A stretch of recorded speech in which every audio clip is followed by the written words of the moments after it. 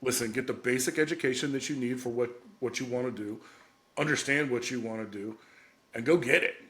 Like do everything you can to go establish your name.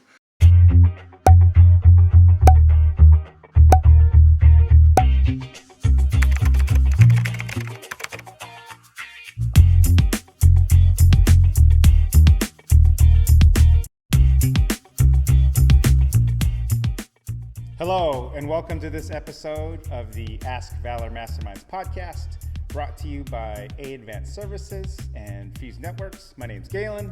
I'm Joe. We're coming at you from the underbelly of the Creative Block Studios in Seattle, Washington. So, Joe, to our new listeners and viewers tuning in for the first time, how did our podcast start? Absolutely. So it first started out as a private Facebook group page where the purpose was to bring business owners together to kind of just communicate, talk, ask questions, share tips, things like that. But because we're a marketing agency, we get a lot of questions that are outside of marketing that has to do with business. So selfishly, we decided to create a podcast called the Ask Valor Masterminds podcast, where we bring on different guest speakers to talk about different topics, all relevant for business owners. And how long has it been since we started this? This October will be 5 years, and I think we're pushing, 110 episodes. Right. Awesome. Yeah. So today, I am glad to have Tom Goedde on as our guest. Tom and I went to the same high school, O'Day, so he's from the O'Day Brotherhood. So representing, and glad for you to help out. And today's topic is know when to keep your head up, even when your nose is to the ground. We'll get into that. But Tom, could you please introduce yourself to the audience, please? Yeah, appreciate it. Tom Getty, and thanks for having me, by the way. We've been looking forward to this for quite some time. Appreciate you having me on. I've spent the last 30 plus years now in video games and real money gaming. I started my career at Humongous Entertainment, the legendary Woodinville software company makers of backyard sports, backyard baseball, football, soccer that have kind of gained cult classic notoriety over the years, as well as your like Putt Putt, Pajama Sam, Freddy Fish, these adventure characters, all that good stuff. So we sold that company to what eventually became Atari. And when we did that, I moved on to Wizards of the Coast. I was there during the Pokemon trading card game boom, down there in the old Renton Boeing offices. And we sold that company to Hasbro while I was there. In the 2 years I was there, we grew the revenue of that company from $175 million to $750 in the first year. So to talk about hockey stick growth, it was incredible. Not a startup, but acted like a startup because of Pokemon. And then I went to EA Sports. I was at EA Sports for 14 years, the last 7 of which I managed marketing across all products globally as the VP of Global Product, Brand, and Athlete Marketing. And then I returned to Seattle with an old friend of mine that I worked on Madden with and did a startup in the fantasy sports and sports betting space. We sold that company, and when I did that, I moved on to DraftKings. I was the chief marketing officer at DraftKings as we launched all the first digital sports books in the U.S., went public, all those great things. And then the pandemic hit, and in the pandemic, I retired to do board work, and I do board work, I advise. I currently serve also as the president of a company called SimWin Sports that does virtual sports for the sake of sports simulation, for the sake of 24/7 sports betting and fantasy sports. But I have a portfolio of, I think, about 15 companies right now, kind of spanning all over the place, from video games and gambling to construction technology to military technology, and lead a pretty interesting life. Every call is very different. How does one go from video gaming company to military or construction? So how did you get from St. Edward's to O'Day High School to Carroll College to where you're at now? When you're going through that path, like you're about to graduate college, was this path obvious to you or happenstance, or? Yes and no. I was an interesting case study. I never took school seriously. I think we actually crossed a year or two. So you you witnessed some of my most destructive years, unfortunately. But we eventually channeled that energy to good and started doing some interesting things. So I was kind of along for the ride as far as sports were concerned. I was in school because of sports, literally, and would not have gone to college. I would not have got accepted to college if it wasn't for sports. But I did, and got serious while I was out at Carroll College, and always wanted to work in sports as soon as I realized that I wasn't going to be playing professionally, which was pretty early. But always had the goal of working in sports, and so that's what I had in mind when I went to college. There were not formal roads into team sports as a profession back then. You couldn't go get an MBA with an area concentration in sports administration or something like that. So I was about to graduate in Helena, Montana. That's where Carroll College is. They had the independent rookie ball team, the Helena Brewers.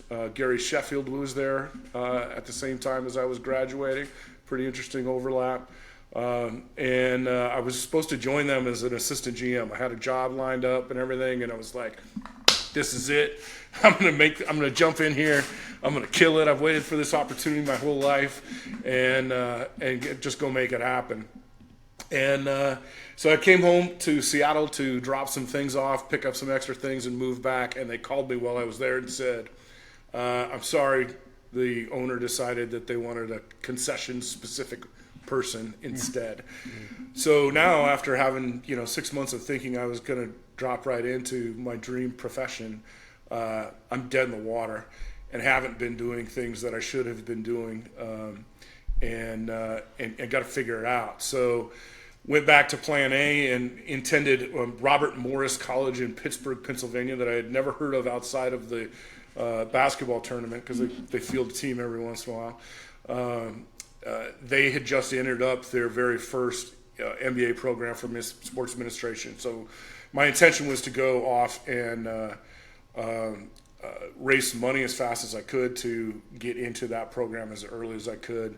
And, that's kind of what it was. But in the process, I'm getting too long here. So I went into retail to earn money as fast as I could. I was an area manager for a company called Foot Action, like a Foot Locker type company. Hated it. Even though I hated it, it was one of the best experiences of my life, because I'm 21 years old and managing multiple locations and hiring and firing and training and managing inventory and hours and, working with manufacturer reps and all those kinds of things. So really got a lot of experience really, really fast, even though it was really painful. And that kind of set me on my path. I've always been hyper independent, but having that much ownership over businesses that early on, while it wasn't really entrepreneurial, it sort of was, because it was opening brand new stores and kind of moving around the country a lot.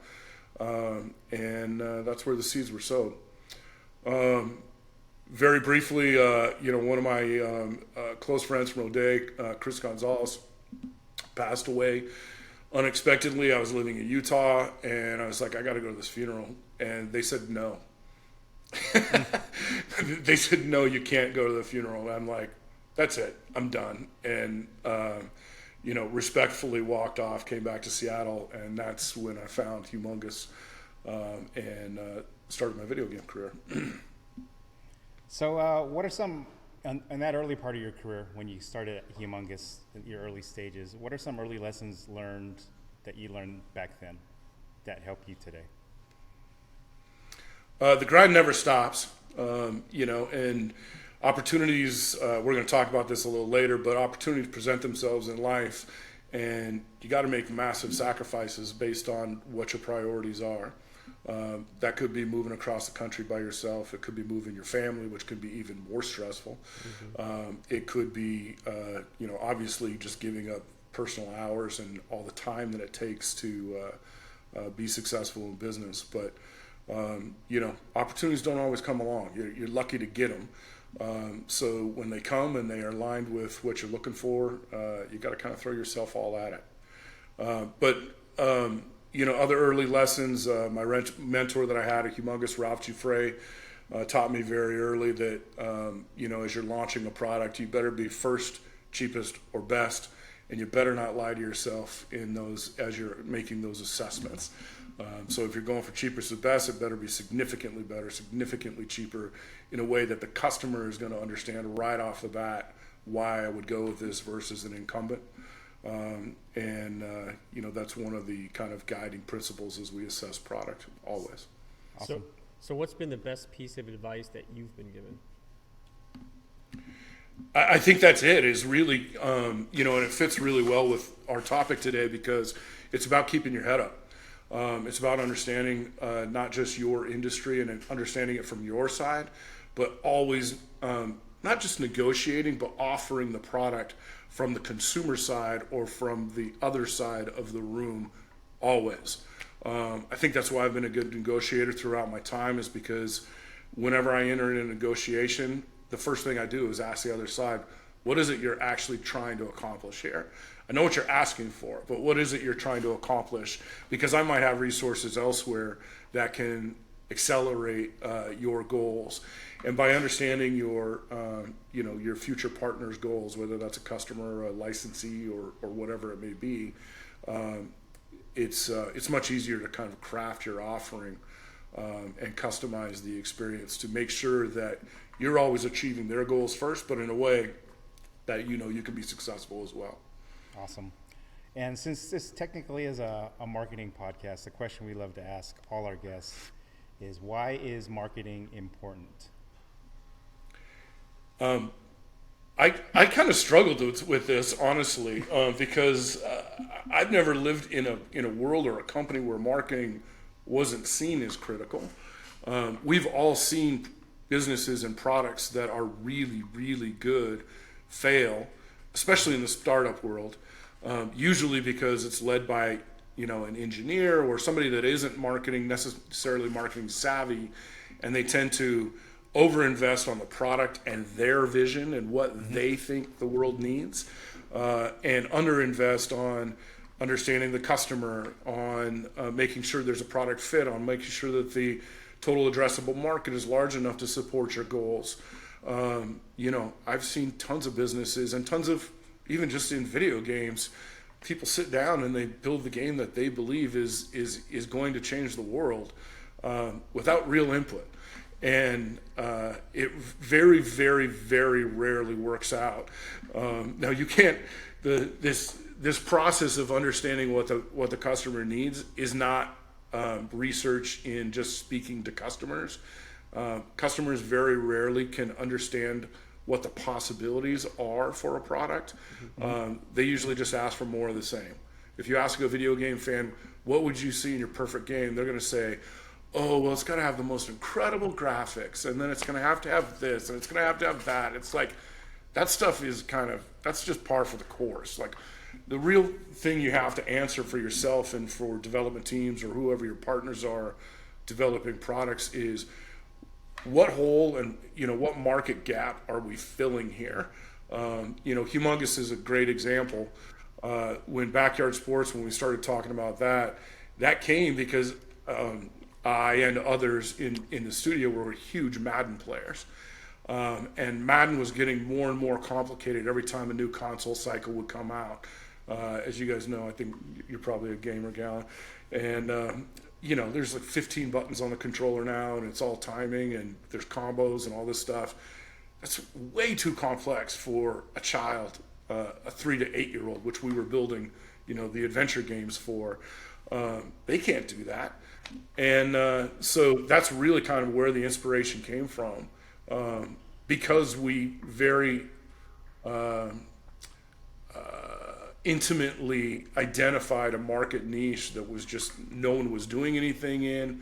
The NFL license was, if we were to go with sports licenses, they were relatively inexpensive because nobody else is trying to make children's games. So the category is new and additive to the league and the players associations that actually license these things. So, it's about finding crevices, finding new ways to do things, and working from the customer's shoes instead of your own creative shoes. Awesome. So now we come to the part of our podcast, our A Advanced Services Pump You Up quote of the day. There's 2 quotes that we'll read. Joe, you want to read the first or second one? I'll leave it up to you. I believe the first one is super easy. Okay. Blessed with opportunity. Yeah, I'm going to explain this a little bit because, and I alluded to it already, because it is simple. As I started to kind of make a name for myself in business, people all the time would say, "Oh, you're so blessed. It's so cool. What a dream job, this and that." And, there is a lot of blessing in that, but you've got to seize the opportunity. I have known and worked with dozens, and I'm the rarity that I'm willing to kind of throw my life to the wind for a business opportunity. And if you are a person that is, if I was to sit there and say, well, that sounds like a great opportunity, but I couldn't leave my family in Seattle. I couldn't leave my friends. I couldn't do this. I couldn't do that. It's just none of it's going to happen, or it's going to be a much more difficult road. And when I mentor people, it's typically folks that are just either starting their career or in the early years of their career. And it's really about, listen, get the basic education that you need for what you want to do, understand what you want to do, and go get it. Like do everything you can to go establish your name. I've lived outside of Seattle more than I've lived in Seattle nowadays in my life. That's unfortunate in some ways, but it's because I'm off chasing this. But, you reach a point in your career once you are established that you can take that experience back. I could have gone back and worked for Xbox or Nintendo of America or back to Wizards of the Coast or any of the, Valve and Undead Labs and all the other game companies that are in Seattle. But I stuck with sports. And so that's kind of what has kept me bouncing around more than many. But, you got to seize opportunities when they come, because it's a blessing just to get that chance. But I think the caveat to that, like you said, people say blessed with opportunity. I think it's the things they don't see as entrepreneurs or business people or whatever you're doing is the hard work that goes into that. So the grind, so you could get that opportunity that's put in front of you. It doesn't just come out of thin air. It's you worked hard at what you're doing so that to put yourself in those positions. So that the opportunity is there when you're ready to seize it. Yeah, and the vast majority of times the opportunity is the start line, right? You get what you think is your dream job, which I still haven't found. But you get into a job that you think is your dream job, and that's just that's the time to start grinding in a new place and reset your reputation. So nothing's given out here, that's for sure. Well, the second quote about almost evolution, I'll read it from none other than Duff McKagan. I'll read it and get your thought on it, Tom. If you need to protect the one you love, or things are tough at work, pin those ears back and remember who the fuck you are. Get smart. Educate yourself on what is going on in culture and politics. Read some books about history. Don't be a pawn. Be a scholar. Evolve. So why that quote? Why does that resonate with you so much? Whether you're in entrepreneurial world or the corporate world, like, things don't just go your way. You are going to fight upstream for most of your career. And there are times that gets to you. Everybody has a touch of imposter syndrome occasionally. Everybody gets challenged in the workplace. Everybody thinks, my God, could I have made a dumber decision in this particular point, or I feel bad about how I treated this person along the way, or whatever it may be. And having the foresight to stop yourself in the moment as those thoughts are kind of swirling or toilet bowling or however you want to describe it, and patting yourself on the back, picking yourself up, and reminding why you're in the role that you're in, what you did to get here, and the fact that nobody else has earned it more. We all need those reminders sometimes. And I love that quote. I didn't even know who Duff was when I read that quote the first time. Funny enough, I ran across Duff because I don't know if you guys know about him, but he was a guitarist or bassist for Guns N' Roses. Guns N' Roses, thank you, and Velvet Revolver and all those guys. I literally didn't know who he was because when he got sober and clean, he became a writer. And he does a lot of sports writing and a lot of commentary, op-ed type stuff. He loves the Seahawks, that kind of stuff. And so I knew his name just as a writer, being in Seattle while I'm living in Florida and trying to stay connected. And I ran across, he wrote a book at one point, how to be a man and other myths like that or something like that. And it was, it's pretty straightforward, but very kind of cowboy philosopher start, right? Like, don't be a dick, and those types of things. So, like, very plainly stated, very rock and roll stated, but really gets to the heart of being a successful adult and a contributing member of society. So, I've stated that quote 100 times in speeches because, or interviews or whatever, just because it's absolutely true. Everyone questions themselves at times. They question their past. They question their decisions. They question why they're there. And that quote has served me well through my career. Awesome. So now we'll move on to our Fuse Network's Did You Know segment. Millions of cyber criminals are out there on a daily basis trying to steal your information. It's not a matter of if, it's when. Small businesses account for 58% of cyber attacks annually. So help your company fight cybercrime and mitigate risk by being proactive. Call Fuse Networks, your local Seattle IT experts at 206-701-6040 for a complimentary IT network and security assessment. So some myths and trends that we want to get some insight from you, Tom. So this first one, the myth of, or the misunderstanding of product marketing. So kind of talk us through that real quick, briefly. Sure. I categorize that as a myth because it is really heavily misunderstood. First of all, a lot of people don't even understand that there are, 6, 8, 10 different variations of marketing, whether that's, performance marketing, brand marketing, advertising, PR, comms, product marketing, et cetera, et cetera. Product marketing is kind of my specialty. That's really kind of what I learned first and became sort of my superpower. And then I added the other stuff on as I went through different experiences and kind of rode up the ladder of corporate hierarchy. Product marketing is about helping development teams understand what's going to resonate in the market. And that information, like I said earlier, doesn't come usually from interviewing customers because they just don't have a wide enough view of the market. It's about really understanding what else is happening in the marketplace. When I was heading up marketing at EA, I was constantly looking at other game genres. We had big game library there back when everything was disc-based. And I would encourage my new employees to take a game home 3 nights a week and play 1 hour of a game that you've never played before and come back and tell me, what was great about it, what sucked about it, et cetera, et cetera. And that kind of training and that kind of exposure to new experiences really opens up a lot of doors where you start looking at products and saying, what could the music industry add to this? What could streaming add to this? What could,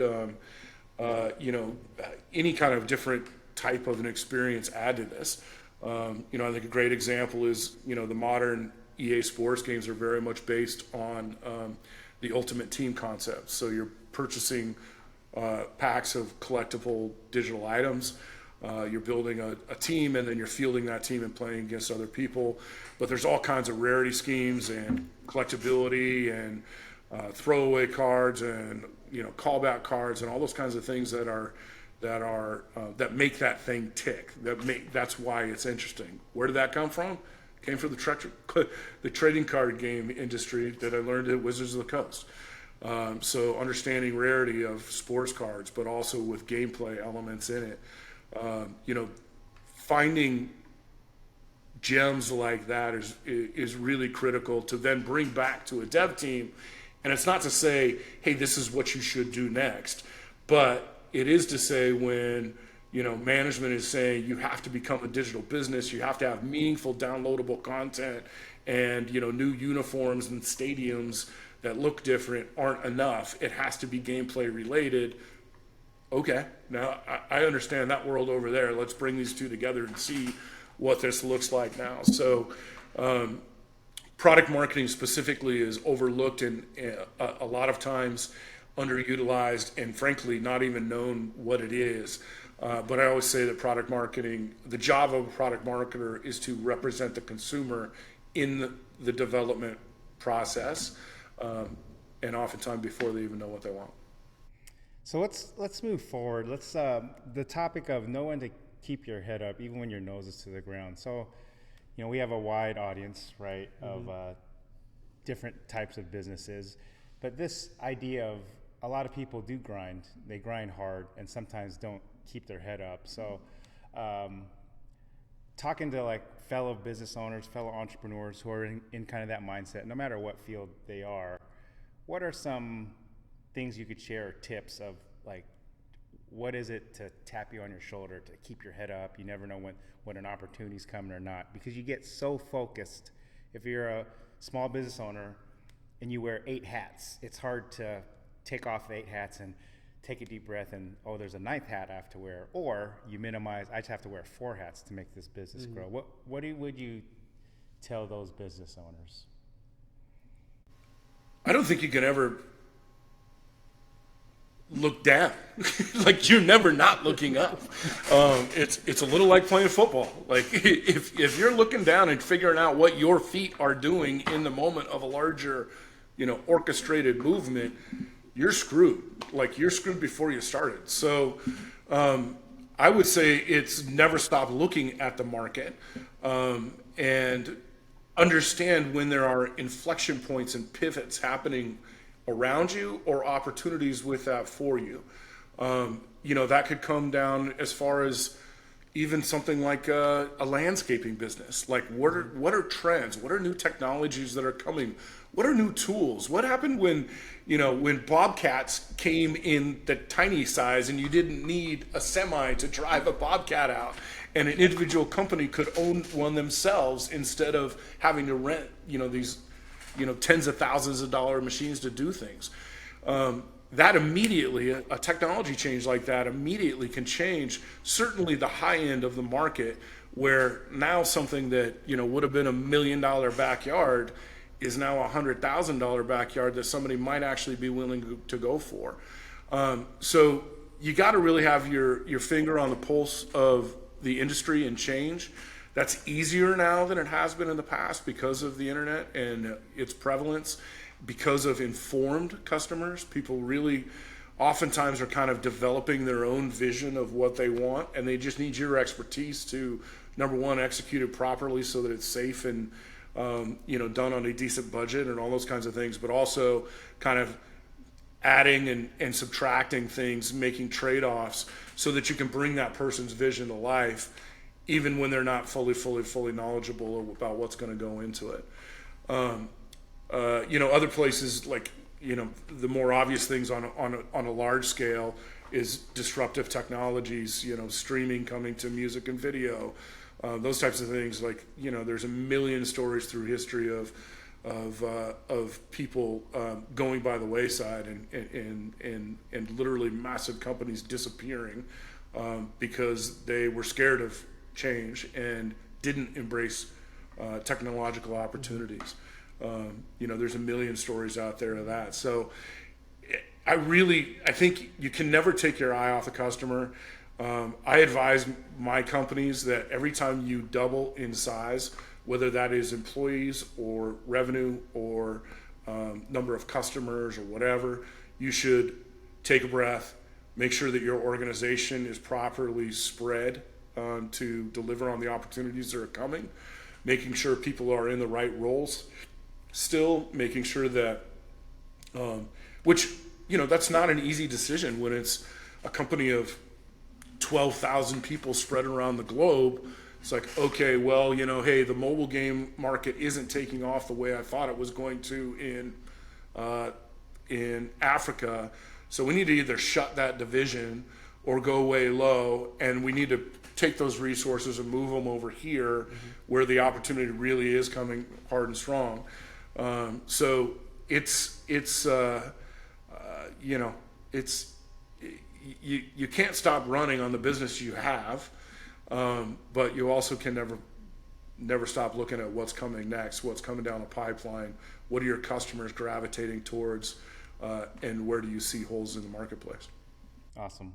So last question, what has been your greatest satisfaction in your career?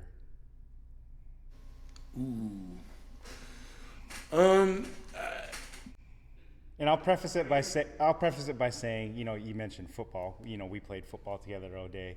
You know, for me, it wasn't necessarily the biggest game, but like I remember like specific plays, and I don't know, can't remember the exact score of the game, but I remember specific plays. And I think in people's careers, it's sometimes moments, not just milestones, but moments. So, what would be one moment that you feel like the most proud of, or you're the most satisfied with?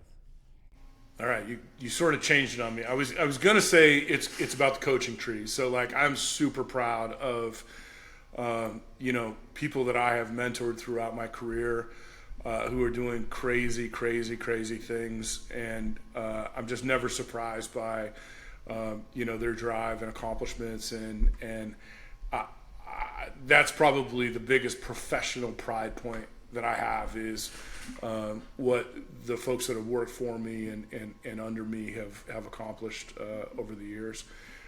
Individual moment was probably we pulled off an incredible move on the video game industry when we signed Augusta National Golf Club for the Tiger Woods PGA Tour game. It was a 6-year negotiation that I led and was told to leave alone after 3 or 4 years multiple times, and just kind of kept it going anyway because I just knew what a big thing it would be, and I wanted to do it personally, and just would not let the thing die. Negotiation went through 2 different chair people, and eventually it happened. And not only did it happened in the wake of Tiger's indiscrepancies, which was part of the delay of the 6 years, but also we pulled it off as a complete secret. So we had the game done, and no one knew that we had the deal done. If you were to go on a game forum for golf fans, you know, everyone would just be like, it's never going to happen. Like, there's just no way to be done. But we figured that one out, and that was a really cool moment. Did you get to play Augusta then, at least?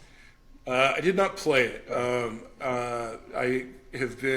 I've had some really special times at Augusta. I didn't play it, and I'm not sure I want to be honest. I work with some golf sim manufacturers as well, and I played it digitally, and it's so hard. It's not fun when it's in tournament condition.